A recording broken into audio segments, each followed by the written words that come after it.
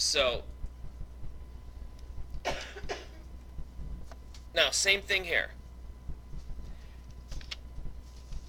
We know that they're similar, so we're going to set up a proportion. Now, I'm going to set these guys up first, because I like those. Those look like the smallest sides, right? So I'm going to go 12 over 15. So 12 over 15. Now the second one is this here. What number, which side goes with that? Yeah, the 25. So since I used 12 in the top in the numerator, I'm going to use my question mark, which I'll put in X, and that's 25.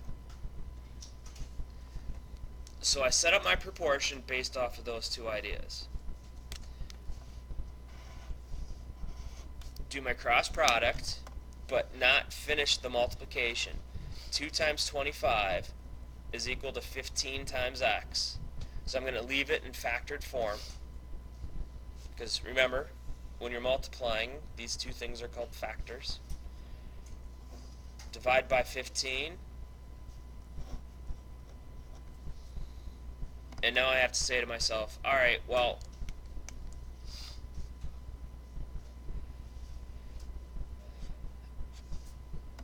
I know a number is going to go into 15 and 25. What number is that? 5. Yeah. How many times does 5 go into 15? 3. How many times does 5 go into 25? 5. So I'm left with 5 there. Now, can 3 divide into 12? Yeah. And I'm going to use a different color.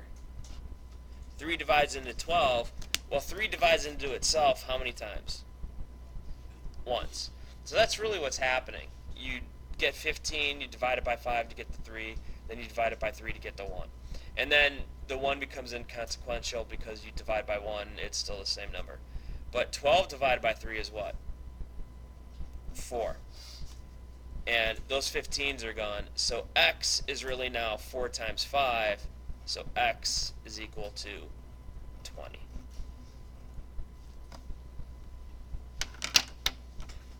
So that's how you do that type of problem. Now let's move on down to the oh, well, first off, questions. Any questions? Does that make sense? Everything about similar triangles is setting up a proportion. Now, scale factor for like number 8 here, it says A to B. So that means the scale factor they created is A divided by B, or A over B. And since it's 2 to 3, the 2 is the A, and the 3 is the B. So that's really 2 over 3. But now I'm trying to figure out the 12 here and the X here. So if I take 2/3, 2 over 3, and that's my A and that's my B, the second proportion, remember, similarity, you always have to build a proportion. What's the A part of the new ratio? What's that guy right there? X. We don't know what that is. And the B part that's corresponding to the X side, the B side, is 12. So now we just solve for X, just like we did before.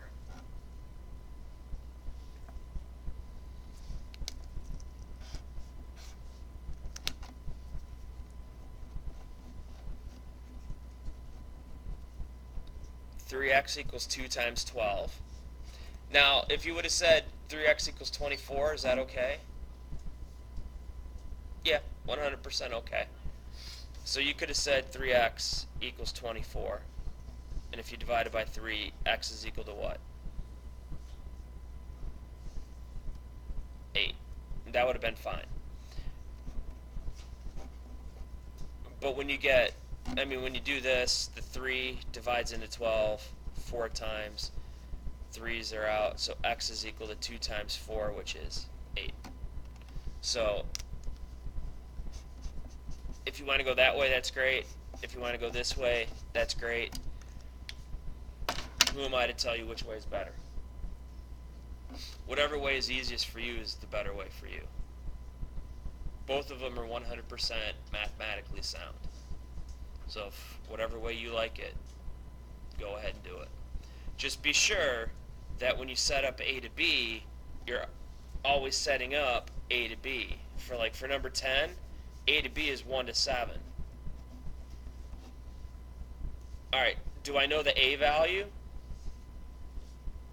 Because it's A to B, so remember, if it's A to B, it's A over B. So be careful, you got to read to make sure. Now, do I know the number from A for number 10? Yeah, it's 7. Do I know the number from B? No, it's X. Do a cross product. 1 times X is what? Just X. 7 times 7 is 49. So that came from that times that. So sometimes it's really simple and straightforward. Other times it's a little bit more, well, sometimes it's a little more. So just be careful. I'll give you, if I'm looking through the rest of this, everything is A to B. And then the last ones, I'm going to let you try to fight through 15 through 22. That's just with x's and all that, so there's some algebra that goes into there. We'll talk more about that tomorrow. So get through 14, and then give a try on 15 through 22. And if you don't get that, we'll talk more about that tomorrow. Any questions?